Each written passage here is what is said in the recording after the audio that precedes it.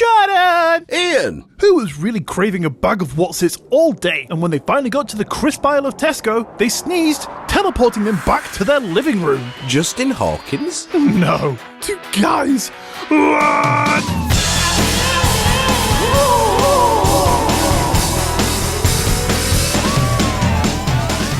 Nice. Very Justin Hawkins. Yeah. Right. I can't even do it. My voice is You sounded good though, mate. Sounds sexy. I like it deeper. Thank you. Hello and welcome to episode 158 of Two Guys What's Up, the weekly comedy podcast where mild annoyance is my middle name, but one guy whose middle name is Pork and Apple Bugatti Ninja Firestick for some reason is this guy. It's Jordan. Jordan, how are you? I said to never call me that again, Iain. I'm sorry, but Firestick. it's your birth name, mate. What do you want me to say? Oh, was that my pre-adoption name? Yeah. Ah, I see. Okay. Did you not know that? No, it's a revelation. I mean, the full name's a bit weird. Pork and Apple Bugatti Ninja Firestick. I said, don't call me Firestick. I thought you liked it, right? Oh, Pork and Apple. Stop it. It's got a little bit of a, zing to it. The pork and apple there is a bit zingy. Yes. And you got the ninja in there, and then Firestick. Wow. Sounds like you're an action star. It does, doesn't it? I work for Amazon. Do you? You work for Ninja, the air fryer company. If you just press me in a certain spot, I just go... Yeah, I get really hot. yeah. But instantly. Yeah, you don't have to pre-warn me. Hell no. You just chuck a chicken nugget in, find that right spot, cooked in a second. Anyway, me old pal. Oh, I do apologise, as you can probably hear from my voice. I'm not feeling 100%. No, and I must thank you for jumping on the old mic with me here today, even though you're not 100% yet. Well, don't say I never do anything for you. I will say that, John. But not to your face, just behind your back. Fine. What, to your other podcast pal? Yeah. Just whatever you do, don't listen to Question Buggers. Because all we do is bitch about you. Every episode is. So what's your worst thing about Jordan? Yeah, welcome to Question Buggers. So today, Jordan, ball bag right? I'm only joking. Would never do such a thing. I'm sure. It did make me laugh, though, in one of your episodes. I don't know if it was episode 5 or something, when you said to Paul, "So joy, Paul." Yeah. It's the habit creeping out. Exactly. Yeah, 3 years of talking into a microphone to you. Yes. Put a microphone in front of my face. It's just instantly, so Jordan. Never mind. It's all right. It's good fun. Absolutely. So, yeah, as we have just alluded to, I'm not feeling great. And I told Sophie, who I work with, because, of course, we have upcoming gigs and so on. And she is really into kind of trying to keep on top of illnesses because, of course, she doesn't want to be letting me down, etc. Of course. So her wife, last night, on her way to work, decided to drop off a Moju fresh root ginger shot bottle. Oh. So straight in the bin, yeah?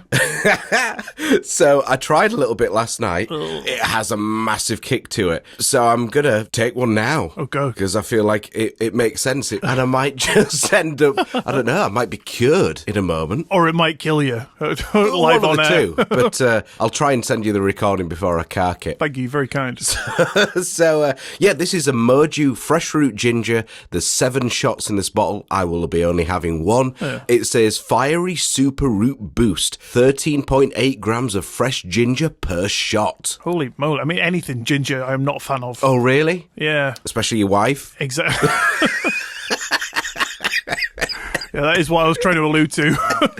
It says, wake, shake, boom. Maybe I'll go bang. Okay. I don't know. We pack the power of nature into every shot, cold pressing the highest quality fresh Peruvian ginger root for a fiery caffeine-free kick when your mind and body need it most. And holy hell do I need it most. Just grab a coffee, bud. Yeah, but, I mean, this is meant to do well, so let's see. Go on, then. I have the old Cleethorpes shot glass. Hey! But I maybe won't fill it full as that, because that is a big shot glass. It is a big shot glass. And I feel like it might just tip me over the edge if I did. I like a big shot down in Cleethorpes. Oh, I'm sure you do. Not me. The only shots I take in Cleethorpes are back shots.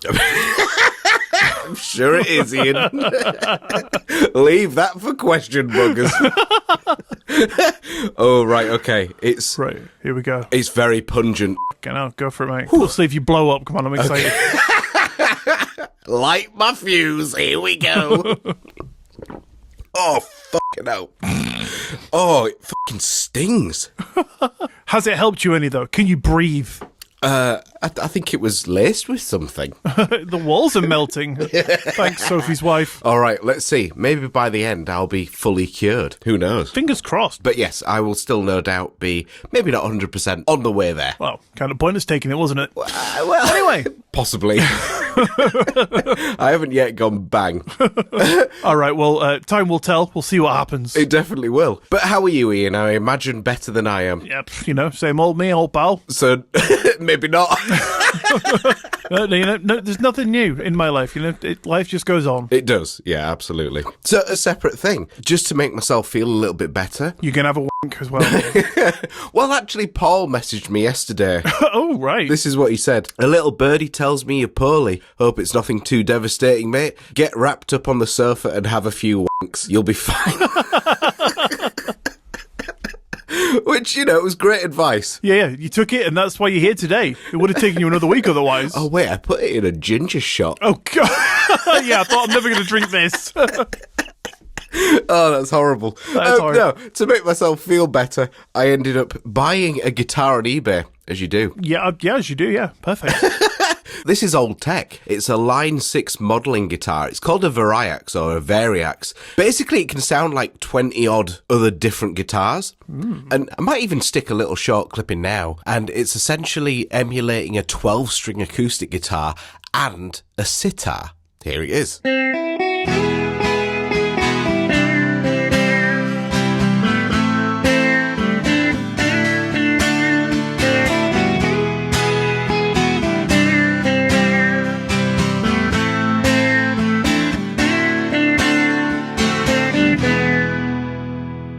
Sounds shit, doesn't it? I didn't want to say anything.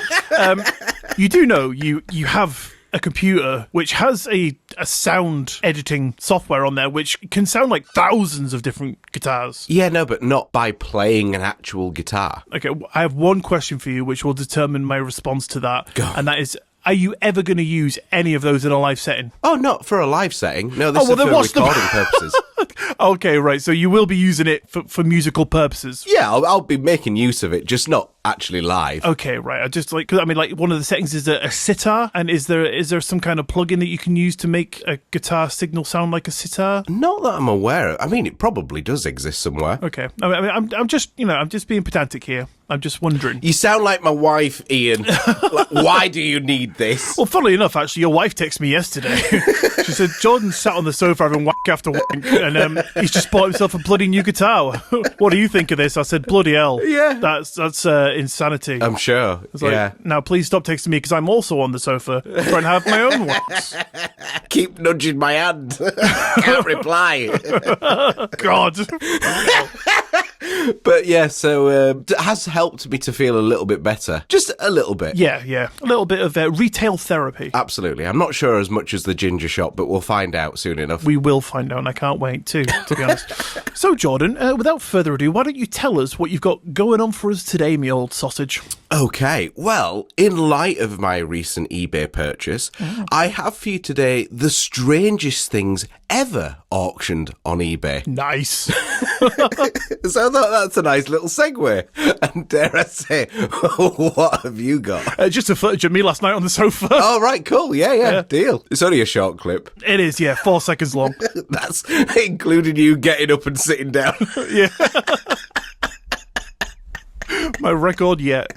Nice. So, no, what I actually have today is a haunting, and it's not one of the famous ones you hear about everywhere. This one is whispered about in weird little pamphlets and half-remembered in dusty psychical research notes. It's a kind of story that just floats through history and gets a revived sense of dread every time some bearded, hairy idiot with glasses brings it back to the light in a podcast. Oh, on Question Buggers. Yep. Today we've got a guest. It's Paul. We're going to be doing an episode of Question Buggers for you live. Nice. I jest, but when I reveal the name, you'll see why I felt that I had to tell you this story, and that's because its name blends together two of my favourite things. Oh, God. Actually, any guesses?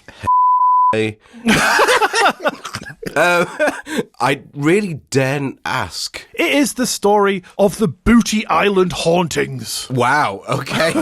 Because you like booty and you like Islands? No, it's a haunting spot we're going for. Okay. But when I first read the title, I was like, booties and ghosts. Fuck yeah. But when I read on, can you understand, Jordan, how upset I was when I discovered that it was all ghost and zero booty? Oh, right. So it's just a haunted island. You know what? Let me tell you the story and you'll understand. Okay, please do. Let's go. So today we are in the Isle of Wight in 1937. That's the south coast of England, for anyone who isn't familiar. It's a windswept, sea-battered place, and perched there, nicely on a cliff near Bembridge, was a house with a sexy name, but a rotten reputation. It was the Booty Island House. Okay, or as we've just found out, the Island House. Yeah, just a house, really. Fair enough. Because, first off, it wasn't on an island, and no one's quite sure where the booty came from. Okay. No junkie butts, no hidden pirate treasure, just a weird name that stuck to a creepy house. I suppose, technically, the United Kingdom is an island. Yeah, I mean, is the Isle of Wight a little island in itself? Maybe? You know, it's a good question. The name implies. It's called Booty Island, so it's not Booty Island, it's the Isle of Wight Island. So I think what it implies is it's not, don't laugh at it, it's supposed to be sexy, but it's implying that it's not on its own little island. It's not off the Isle of Wight, there's another island called Booty Island. Is it where Beyonce lives? Possibly. Couldn't tell. I mean, ask her, call her. Okay, all right, I'll speak to you in a bit. Right there, yeah, have fun. Imagine if I did. Do you live on the Isle of Wight? Stop calling this number! Yeah. But what happened on this sexy-sounding place was written in little-known 1972 booklet by a retired vicar called Reverend J.A. Salter. And what it was all about was what happened to a woman named Edith Blunden when she stayed there. Right, okay. I'm not familiar with any of these people. Me neither. So Edith was 26, single, and recovering from what her family politely called nerves. Which, through a modern lens, we can now ascertain that this poor lady had had a breakdown after an engagement was broken off, so she was sent away for some R&R. Okay, so not the best mental health state. But that seems like a little bit of a weird thing to do. It's like, oh, you're having a breakdown? F*** off. Go to an island on your own. Not like stay here in the house surrounded by your family and your loved ones. We'll help you get through it. Go on, out the door, grab your stuff, f*** off. I guess so. But maybe some people just need that sort of fresh kind of surroundings. Yeah, possibly. To, reset themselves. Maybe, but, it's like going in and spending time on your own in an island. I mean, it's a sexy name. Maybe that'd draw me to it, Yeah, yeah. Like, oh, I've just had an issue in life. I'm going to stay on a sexy island. Bye. Oh, no, it's where she'd meet her ex. Oh, has he gone there as well? Yeah. He's gone for a little R&R and all. That's why he left her. Oh, right. Sorry, babe. I'm off to Booty Island. Show me some ghosts. God. But the house was meant to be a peaceful paradise with just her, a part-time gardener, and a housekeeper that popped in to bring supplies and make sure she hadn't yeeted herself off a cliff. Wow, okay, yeah, fair enough. At first, it was fine. Cold, sure, but quiet and peaceful. She painted, wrote in her journal, and tried to sort her head out. But within a week, things got weird. Uh-oh. She'd written to her sister saying that she was hearing crying at night coming from inside the house. She said it sounded like a child pressed between the bricks. That is horrible. That is a horrible image. I'm assuming, just for clarity's sake, that she was actually on her own in this building. Yeah, all apart from the gardener and the occasional visit from a housekeeper, but yeah, technically she was all alone. Certainly no children. Zero children. And certainly no children pressed between bricks. And, I mean, hopefully not, because that's, Wouldn't be good for them, would it? No, not at all. It doesn't promote good bone growth. Oh, God. But the sound didn't just come from one area. She heard it behind the parlour fireplace, then in the pantry, then upstairs, always close, but never in sight. And sometimes it even came with a soft knocking. What, like a, let me out? Yeah, like, anyone there? Let me the f*** out, please. My bones aren't growing. Do you think if someone was actually trapped, that they would actually do that shave and a haircut knock? I have no idea what the hell that is. It's that... Oh, okay. What's it called? Shaving your head into... It's shave and a haircut, 2 bits. Okay. Yep, that is its name. Never, I did not know that. No. Okay, well, every day is a school day. Yeah, so we've learned. So we've come to realise. Right, end of the episode, everybody. Let's go home. I can't live with the fact that I've gained some knowledge today. Mental. Yeah, maybe that ginger shot is working. Yeah, it's really powering you through today, pal. Oh, I'm it so really proud. is. Thank you, Sophie's wife. Funny thing is, though, Sophie's wife came to you last night. You opened the door, accidentally coughed in her face. She's now brought that home to Sophie, who's now laid in bed, ill as f***. Maybe, yeah, possibly. All gigs cancelled. It's fine, though, because she's got a super strength powered ginger shot. Yeah, just forward Paul's message to her, and then she'll be right as rain in no time. Yeah, it's good advice, isn't it? Yeah, just pass it round, bro. God. Well, right, here's the thing, really quickly. Yeah. So you know how I said that the ginger shot I had, it had nearly 14 grams of fresh ginger per shot? Yep. So the one that Sophie has, she sent me a picture, it's extra strength, and that's got over 25 grams per shot. Over double. And she put the bottles side by side, and my bottle looks cloudy in comparison. What does hers look like? Clear? No, like totally full. Oh, right. That makes it, because it is chock full of fucking ginger. Oh, God, just eat a ginger at this point. You see, I do like ginger, you know. Mate. Oh, pro tip, and not that it'll work for you, because you hate ginger. But if you need to peel ginger, just use a teaspoon and the skin comes right off. What, threaten it with it? Get off the fucking ginger, you bastard. Oh, right, sorry, not a spoon. Ah.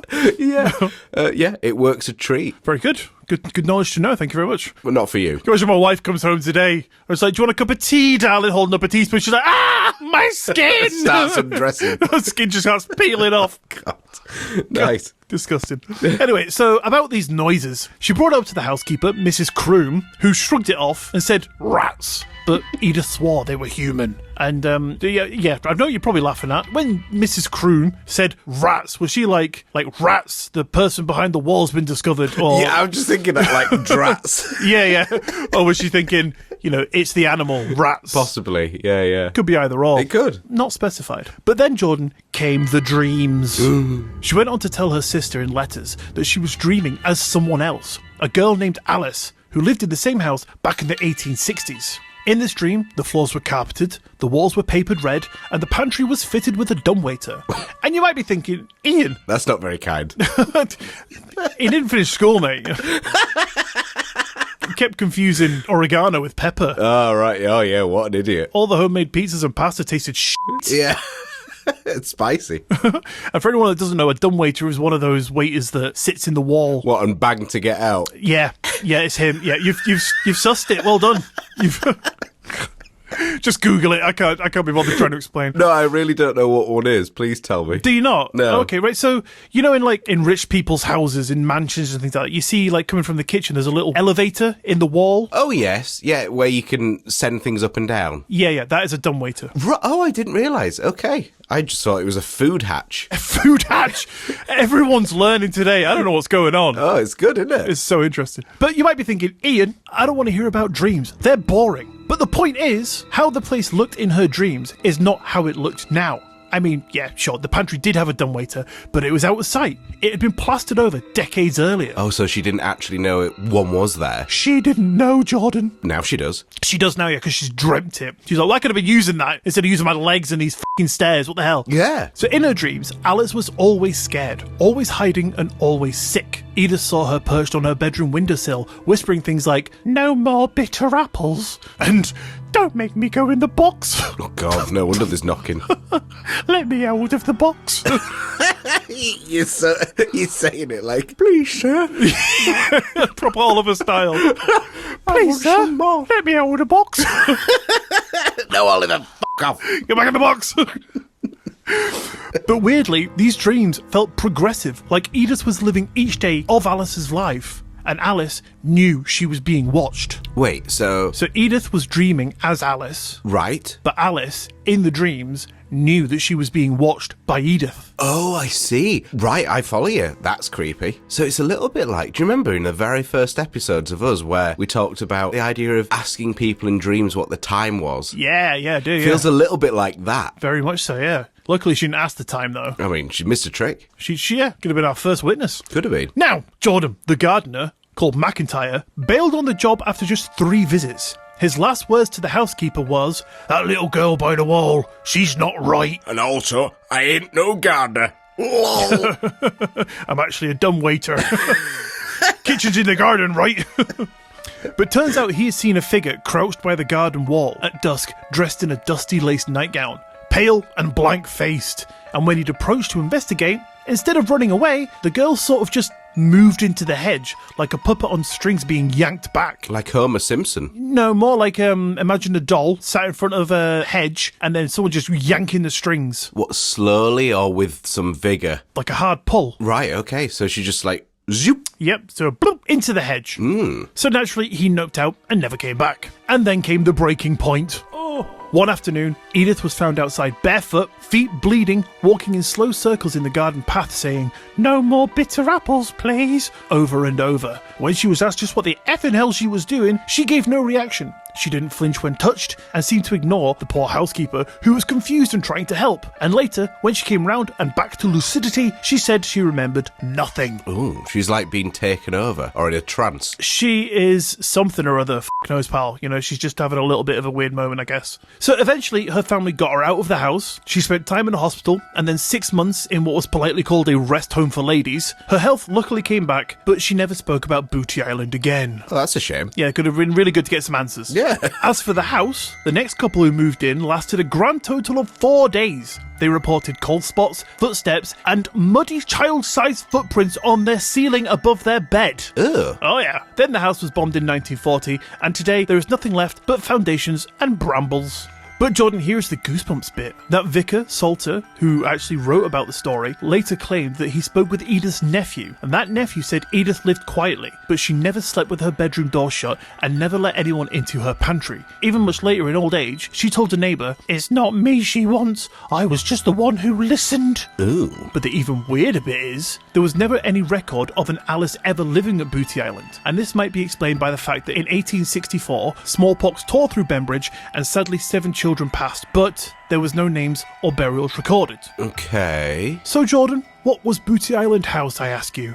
A place that grief got trapped? A haunting looking for a witness? Or maybe it was something like a time slip, where 2 timelines bled together through one unfortunate terrified girl? Whatever it was, it's a kind of story that waits in the walls and in your dreams until someone's quiet enough to hear it. But really, I just want to know, what do you think? How weird. So, I guess the biggest thing just to say right now is that... Isn't the booty, unfortunately. Exactly, yes, yeah, ironically. You got about that. Is that there was no Alice, is that correct? Not that they were aware of. And so... But like I said, there was no records because smallpox killed everyone, so... Okay, yeah, that's weird. Maybe that's what she was saying.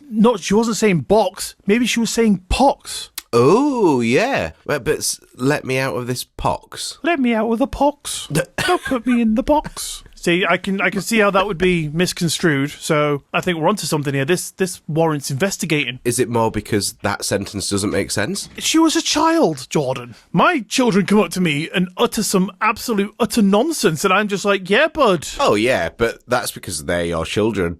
One of them came up to me and was like, don't put me in the box. I was like, yeah, whatever. Get in the box. Yeah. Weird. Fascinating story, though. Super interesting. Yeah. Kind of sad. I mean, there's no happy ending to it, really, is there? Everything got bombed in the end. Yeah, it does seem like there's a lot of negative emotions going on throughout this story. There's no happy ending, like you say. And yeah, just bombing it ain't going to help anyone. I suppose that would be the ultimate reset. Yeah, right, that's it. Just take it out. There's no booties, and it's not even on an island. Yeah. Take it out. So, that was the reset Edith maybe needed, after all. Possibly. Maybe she should go back there just for a little bit of closure. Yeah, maybe. Or just go back home, be surrounded by a nice, loving family. Precisely. Just do what I said in the first place. Perfect. So there you have it. A nice little creepy story for you. Are you okay? Maybe. What's it to you? Is it catching? Possibly. I knew I shouldn't have spoken to you today. You requested it, Iain. I'm nervous, okay? It's fine. If I don't talk to you for too long, I get a little bit jittery. Oh, dear. You're like caffeine to me. Am I? I mean, true, because right now I could be sleeping, but you are keeping me awake. That is a good point, yeah. I am like your caffeinated ginger shot. You know what? I was thinking that when you said that earlier. Why don't you mix it with a coffee? Maybe it would null all effects, and I'd just be doing it for nothing. Possibly. I mean, that's how I keep my ginger at bay, What, your wife? Yeah, just chuck beans at her. Okay. Leave me alone. What, Branston or? Heinz. It's got to be Heinz, obviously. I agree, actually. Branston is horrible. But now I know the secret about teaspoons. She's going to get a surprise when she gets home tonight. Oh, I'm sure.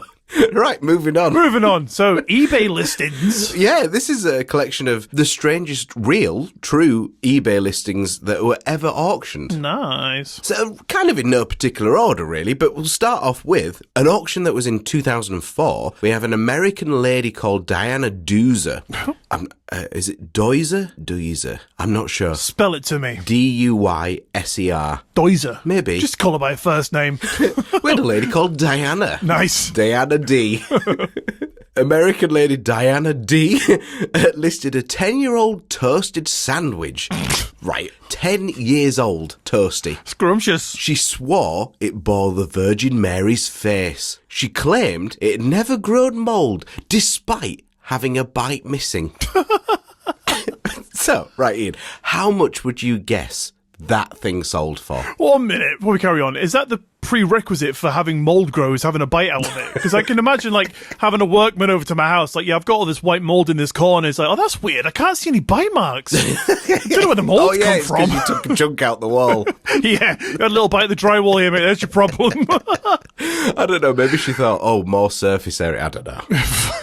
What knows?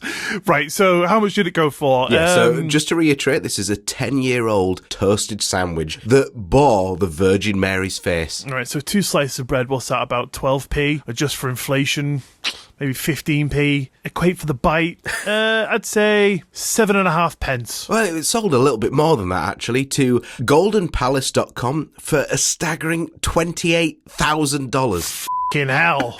And that was an online casino that bought weird items for publicity's sake. Literally, just think for a moment. Think this through. A company purchased a half-eaten toasty. Yeah. Fucking $28,000. That is insanity. I wonder if it's gone mouldy. Is there any updates?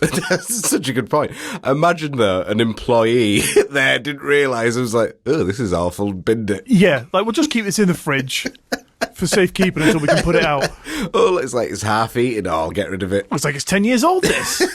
Yeah, horrible. How about, in 2008, sisters Emily and Melissa McIntyre found a cornflake in their cereal. First of all, that's not unusual. Yeah, that's kind of where they normally belong. But they found one that looked exactly like the state of Illinois. Okay. I guess it was shaped in a particular way. Yeah, I don't know. I don't even know what Illinois looks like, I'll be truthful. I could have eaten 10,000 of those in my cornflakes. Yeah, you could be a millionaire right now. I'm gonna be. They, of course, as you do, listed it on eBay, because who wouldn't? Yeah. And how much would you think that piece of Illinois cornflake sold for? All right, so just for inflation...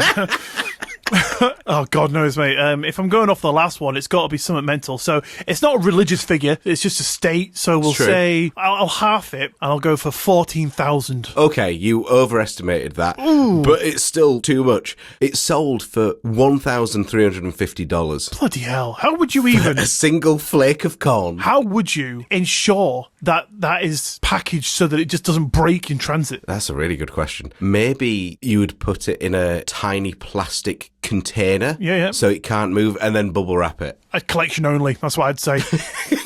Yeah, that's a good point.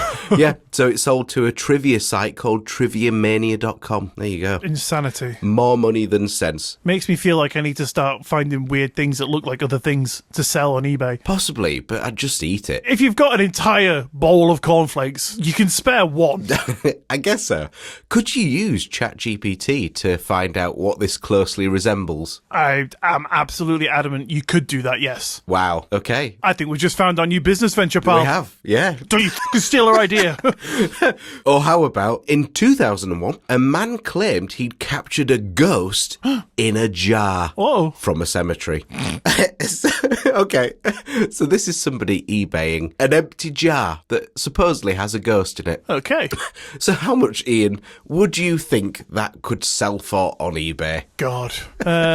I'm taking it the buyer was probably someone called James Coppett 89 or something like that. James Coppett 69. Was it 69? God, sorry. And it went for $200. Well, Ian, bids, in fact, rocketed, not to James Coppett 69, but it doesn't actually tell me, so it could have been maybe. We'll ask him. Rocketed to nearly $50,000. I have been living in a gold mine. I've got loads of empty jars. Yeah, I've got loads of empty jars. I used to live in a cemetery. Yeah.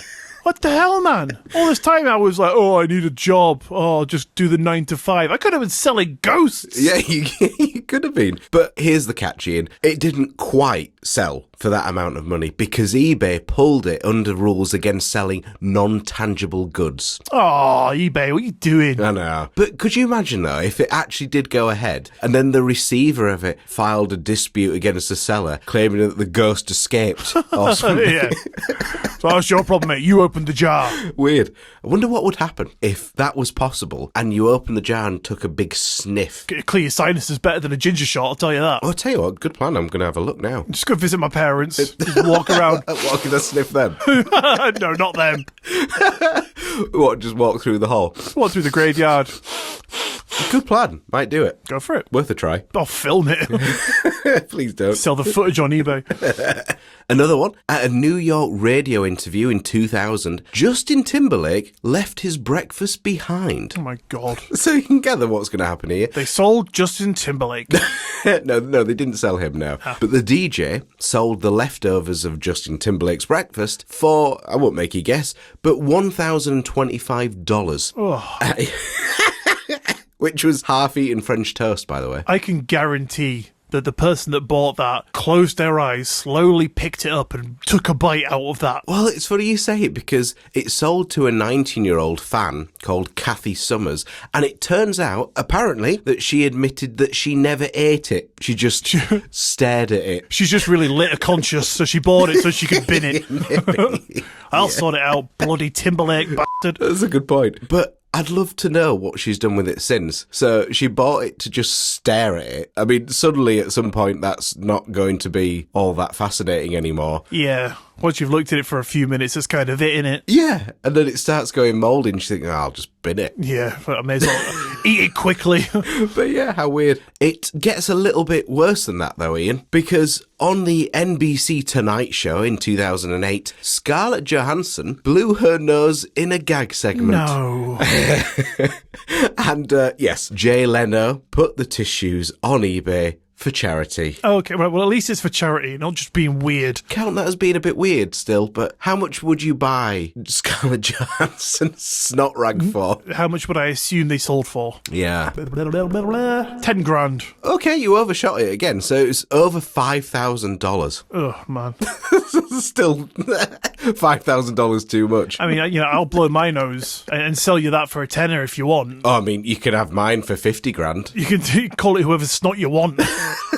That's fucking horrible. This made me think. I went down a little bit of a rabbit hole and I was like, could anybody actually clone the DNA from that? Okay, what are you thinking? Like, like it gets in the wrong hands or something like that. Like, is that possible? I don't think so. I think ethics in science is kind of forbidden. Yeah, I know, but if you get some sort of weird creeper in his basement, it's got all the tech. You know what? It's beyond my realms of knowledge, pal. Couldn't tell you. Okay. It just made me think, I'm pretty certain, somewhere in the world there might be a clone Scarlett Johansson tied up in a basement. Oh, fucking hell. She's trapped between the bricks. God. No more sour apples. Please, sir, I want some more. Apparently, by the way, this tissue, the actual buyer framed it. Oh. It's on someone's wall. There was just a slight squelch as the glass pressed against the frame. There's still a few bubbles. Oh, man. Moving on. Grim. Yeah. In 2005, a man found a Dorito shaped like the Pope's mitre, and it sold for $1,200. What's a mitre? Good question. So this is something that I didn't realise. Is that his staff? No. So a mitre, it turns out, is the official name for, essentially, it's the Pope's plug. tall hat. Oh. I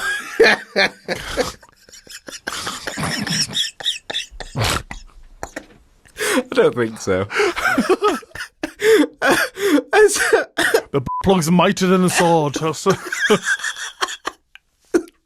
So moving on before we get cancelled, but I only know mitre as a tool, like a mitre saw for cutting angles. I only know mitre as the rugby ball brand. Oh, right, okay. Fair enough. When I read that, thinking how I did, I just thought the Pope was prepping for DIY or something. Either that or he's heading for a try. I suppose you would be after what you said. Yeah, he's running a bit weird, wasn't he? Oh, God. Another one.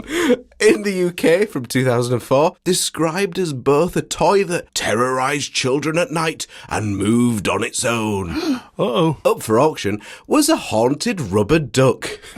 It sold for a few $100s, but ironically, the seller added to the listing, not suitable for children. Well, thank God. At least he's being conscious. Yeah, exactly. Safety selling, that's nice. Yeah, absolutely. It wasn't pulled by the looks of it. A few more for you. How about in 2004 in London, there was a piece of gum that was spat out by Britney Spears herself at a concert that was collected and auctioned. Oh, God. It was sold for, how much would you say? I don't know. 50p. $14,000. That is insanity. I mean, that's maybe not as worse as the tissue thing. Still, it's all a bit disgusting, really. Do you know what's weird, though? Uh-oh. You were talking about cloning Scarlett Johansson, and there is a paranormal theory out there that Britney Spears is a clone. Oh, yeah, and same with Avril Lavigne. Avril Lavigne as well, yeah. And Paul McCartney, and yeah. I think that they're just other people. Like, you know, the original died and they were replaced, but Oh. Britney Spears, she's a clone, baby. Is she? Oh, yeah. Cloned in a lab. Right, okay. Maybe I've got my words wrong, and maybe it was a tissue from Britney Spears. Yeah. Snot's where the most DNA is. Oh, penultimate one. How about, Ian, eBaying an entire town? Okay. Yeah, that is what happened to Bridgeville, which is a small 83-acre community in California, where it became the first ever town auctioned on eBay. The listing, created by owners who really just couldn't afford the needed renovations, drew roughly 250 bids and ended up with a winning offer of guess how much? Ooh, it's got to be in the millions, surely, for like 84 acres. and a full house.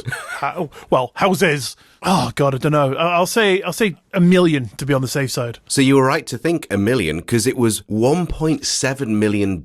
Ooh, I was getting close. Oh. But the bidder never actually completed the purchase, and the town was later sold privately for about $700,000. Ah. Yeah, and then it resold again after another unsuccessful redevelopment attempt, including a brief ownership by a young entertainment manager who died soon after buying it. Oh. Now, I'm not suggesting the town is cursed. It's cursed. But it might be, yeah. Oh, it is. But I think we can all agree that a full town on eBay is a bit of a weird one. Oh, yeah. I mean, there's nothing normal about that. Not really. Also, imagine what the eBay fees would be on that. Oh, yeah, God knows. I know nothing about eBay, so there's no way for me to even hazard a guess as to what that would be. You use eBay, though. I mean, you have the whole post written in front of you, so care to enlighten us? I have absolutely no idea. I'm just thinking out loud. Care to hazard a guess? Well, let's say if, I don't know, you had to give 10%. Okay. That's $100,000, isn't it, off $1 million? It's 1.7 thousand.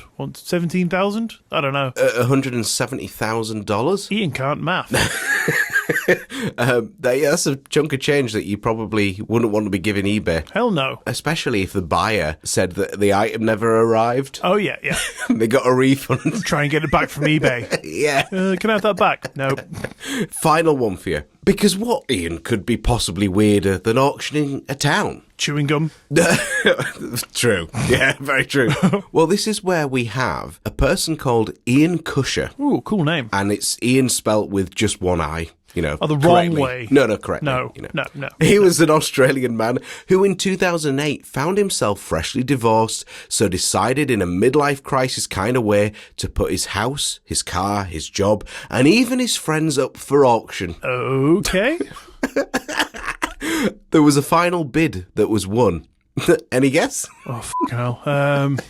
$78,000. It was nearly $400,000 was the winning bid. And he used the money to travel the world and lived a great life. But I could just imagine the voiceover in that guy's life would be saying something like, have you ever reached a point in your life where quitting feels like the only option, where your constant struggles finally wear you down, and you just feel like saying, that's it, I'm finished, I can't take it all, I don't want any more of this. Is it because my name is Ian? Hey, can confirm. Yeah, weird. I'm not sure what the connotations of that would be. How a winner would actually get his friends, for example. I guess, you'd introduce them and then they'd move into your house and just maybe assume your life. Yeah, possibly. It was in the small print that it was actually his enemies and he hated the people. Yeah. Enjoy the death threats and poison attempts. Yeah, he typed it while he had his fingers crossed. Us Ians are clever. Oh, absolutely. So there you go. That is some of the strangest real eBay auctions. Amazing. It's making me rethink my life choices then that I should maybe start looking for odd items to sell on eBay. Oh, yeah. I couldn't believe that you'd never even signed up to eBay until you tried to sell some of your own stuff the other year. Yeah, and I've deleted it since. Have you? Yeah, I don't get the point in it. I mean, it's just a buying page, isn't it? And what's quite useful is that you can have the item sent to, say, for example, Argos in our town, so you don't have to be at home. Well, the weird thing is about it is I could just buy that thing from Argos itself and not have to try and outbid other people. Not necessarily. I don't want to buy snotty tissues or cornflakes that look like places. Right? What about a whole town, Ian? I only want to do normal purchases, which luckily is available at Argos, my local Tesco, or Amazon at a push. Okay. Fucking eBay.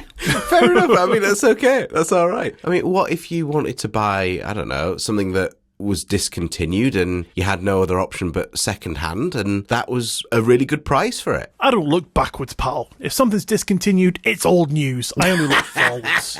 Okay. You sure showed me. Love it. I tell you what, if I ever need it, I'm not opposed to using it, but the need hasn't come up yet. So fair enough. And it has been nearly 40 years. It has been nearly 40 years. Yeah, thanks for bringing that up again. Yeah, you're welcome. That's like your go-to put down. It's like, I've said something, and you're like, right, yeah, he's won this one. I'll just have to show him who's boss. Okay, old man. I mean, it's the only leverage I could even remotely get.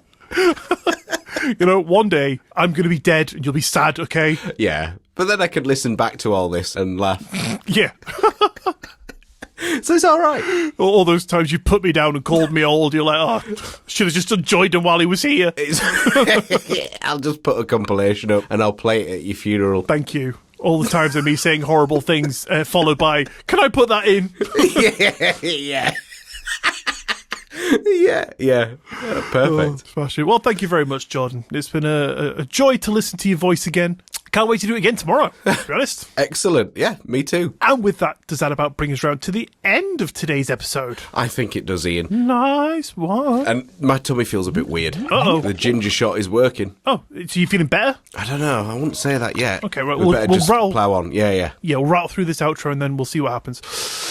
Thank you for tuning into today's episode of Two Guys What's Up. Don't forget to follow the show wherever you listen to us. You don't miss another episode, or maybe even tell a friend. Tell your friend to take a ginger shot because, one more ginger shot in you is one less that is in my life. Oh, my stomach. If you'd like to get in touch, Jordan.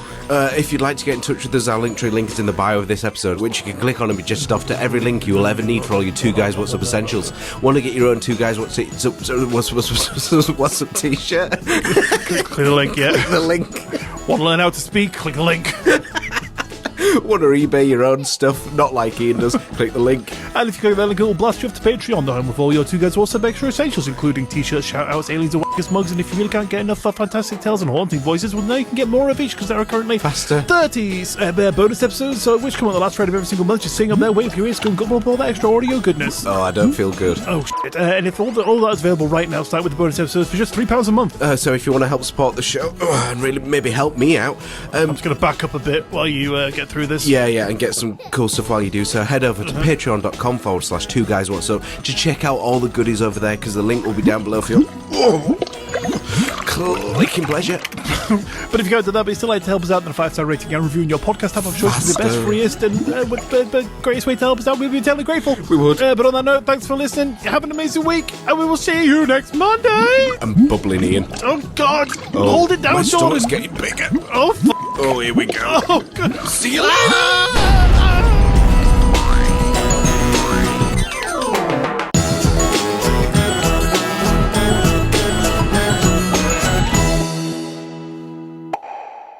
Oh, when I heard about that ginger shot, yeah, it couldn't help but think it sounds like what the name of your wife's assassin would be. Oh, the ginger shot. Yeah. Oh, I see how it is. I outed your middle name, so you're out in my code name. Okay. Oh, right. I'm sorry, I didn't quite make that connection. We'll move on. Uncool, Jordan. Sorry.